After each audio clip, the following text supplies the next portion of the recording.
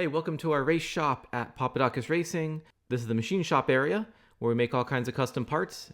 Today we're going to make a titanium valve spring retainer. Here's the retainer we're going to make in a solid model on SolidWorks. The material we're going to use is titanium 6Al4V. It's titanium alloyed with 6% aluminum and 4% vanadium. The alloys, titanium is actually a pretty soft material, but when you alloy it and you heat treat it, then it actually ends up pretty strong, and this is a bar of that. Load it into the CNC, hit cycle start, and here we go. Starting off with the roughing tool, and we're going to go ahead and face the material. What that does is it leaves a nice clean surface on the face of it, the front edge there. Then it'll go and do the whole profile on the spring side. So this is the side where the two springs are going to basically attached to the bottom of the retainer. So you'll start seeing the little steps forming because it's a dual spring setup. So you need a step for the inner spring and then one for the outer spring. Once it finishes roughing the steps, it's going to come in and then drill the center. The drill is just making some space for the boring bar to come in later and then final machine the taper, which is where the keepers hold the whole retainer and spring assembly on. Now we've got the finishing tool coming in. It goes a little bit slower to leave a really nice finish and make it a precision fit for the diameters that we need for that spring. Last is the parting tool, which cuts our retainer off, and we actually leave a little bit of extra material because when we flip it around and do the top side, we want to make sure that's all precision as well. Got a little basket here that catches the retainers when they pop off. Then we'll go and blow any extra chips and any coolant off. Right now we're not running coolant for the video, but normally titanium you absolutely run coolant. So you can see a few of these we have lined up here. Half is machined and half isn't. The front side is nice and perfectly machined.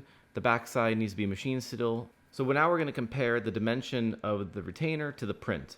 If there's anything off, too big, too small, we'll make adjustments to the machine and then make sure that these things are within the tolerance that we need. This is a different set of jaws that have a precision step in it that hold the retainer from the spring side.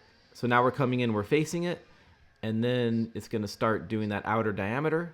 Then we switch over to our finish tool, and this is gonna finish the outer diameter of the retainer. But this tool can't get into the inside there, right? So we got to switch to what they call a boring tool.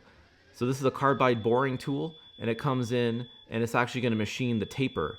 So the boring bar is going to come in, machine the 6-degree taper and any kind of features and radiuses we have on this top section. So now we've got the retainer 100% machined. We send these things out, and they were nice enough at the laser machine place to get a little cell phone video of the laser engraving. So now let's go ahead and assemble the head with the new retainers we just made. So this is a 16-valve, 4-cylinder Toyota engine. This is one of our 1,000 horsepower turbocharged nitrous drift car engines. We'll go ahead and install the valve through the guide. You can see the seal there as well.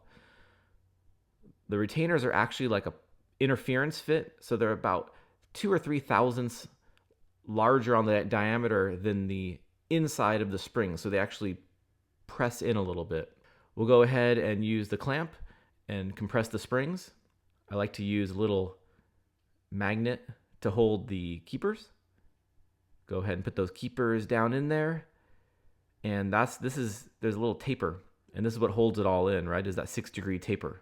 So once we start releasing pressure off the spring compressor, you'll see the keepers and everything start tapering in, and that's what holds the whole assembly together. The keepers are in the groove on the valve, which are on the taper in the retainer, which holds the valve spring in. So there you go. Titanium retainer all installed into the cylinder head. Thanks for watching.